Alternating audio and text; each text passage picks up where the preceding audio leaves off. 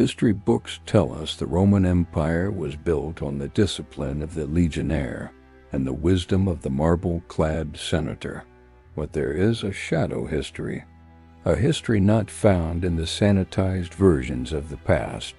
Imagine a world where the emperor is nodding off on opium while deciding the fate of nations, where soldiers march into battle fueled by psychoactive stimulants, and where the local marketplace sells joy-inducing herbs as casually as bread and oil.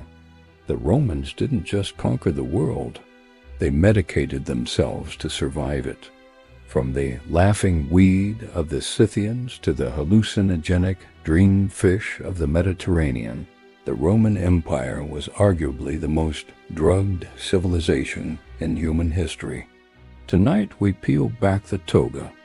We are going beyond the wars and the laws to explore the substances that fueled the rise and fall of Rome. Welcome to the High Empire. The pharmacy of the Forum. In modern society we have war on drugs. In Rome they had a market for drugs. There was no no FDA, and no under-the-counter. If you walked through the Velabrum, the major commercial center of Rome, you wouldn't find drug dealers in dark alleys. You'd find them in the open sun. Cannabis and opium were treated with the same commercial normalcy as salt or grain. But who were these dealers? They were known as pharmacopolae. They weren't just sellers. They were advisors. They would tell you how to boil your poppy heads, how to mix your cannabis with wine for the best high, and which herbs would help you forget the misery of the slums. For a common Roman living in a cramped insula and apartment building prone to fire and collapse, these substances weren't a luxury. They were an escape. The emperor's habit. Let's talk about the man at the very top, Marcus Aurelius, the philosopher king, the author of Meditations. Most people see him as the pinnacle of self-control, but Marcus Aurelius had a secret that the royal physician, Galen, recorded for history. The emperor was a daily user of theriac, a complex medicinal concoction. Its main ingredient? A massive dose of opium. Why did he take it? Aurelius suffered from chronic chest and stomach pains, likely exacerbated by the constant stress of the Marcomannic Wars. But Galen reveals something more interesting. The emperor became so accustomed to the drug that he could smell the quality of the opium. Every morning, Aurelius would take his electuary mixed with honey. If the dosage was too low, he couldn't sleep. If it was too high, he was too drowsy to lead. He was walking a chemical tightrope every single day. Was the greatest Stoic philosopher actually a high-functioning addict? The wine crisis. While opium was for the pain, wine was for the soul. But Roman wine wasn't what you buy at the store today. It was often thick, lead-sweetened, and infused with herbs that changed its chemistry. The philosopher Seneca once wrote that drunkenness is nothing but a voluntary madness.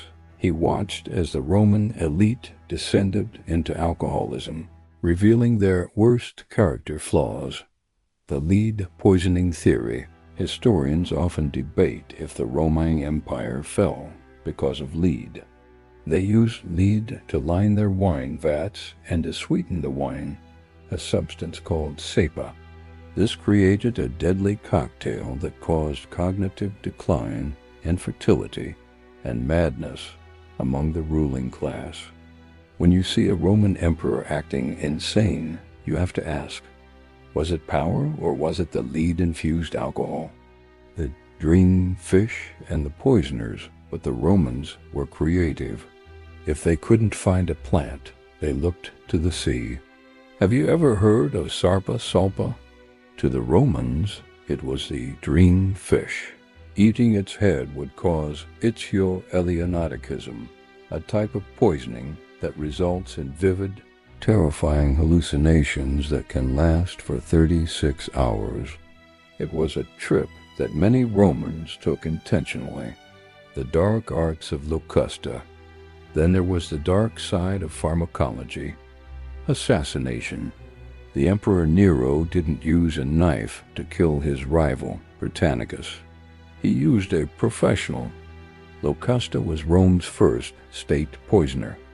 She used high-potency extracts of hemlock and opium to create the draught of living death. The script for a Roman assassination was simple: a poisoned drink, a sudden coma, and a funeral before the sun came up. The laughing weed of the legions.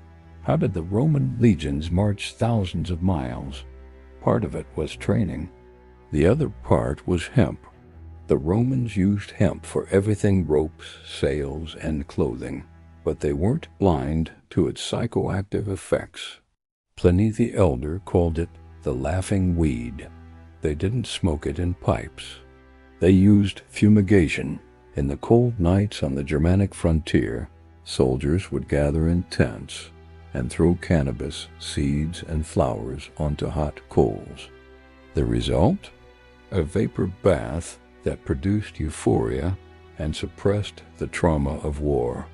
Even the Dr. Dioscorides noted its power, claiming it could extinguish the fire of sexual desire, making it the perfect drug for a soldier stationed far from home for 20 years. The madness of the wormwood, perhaps the most dangerous drug in the Roman cabinet, was wormwood.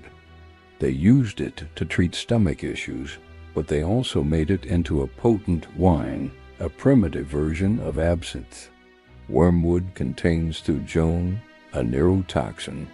The Romans believed it stimulated creativity and confidence.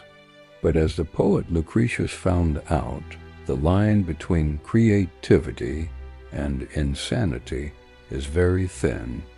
Legend says his wife gave him a love potion made of wormwood that drove him into fits of madness, eventually leading to his suicide.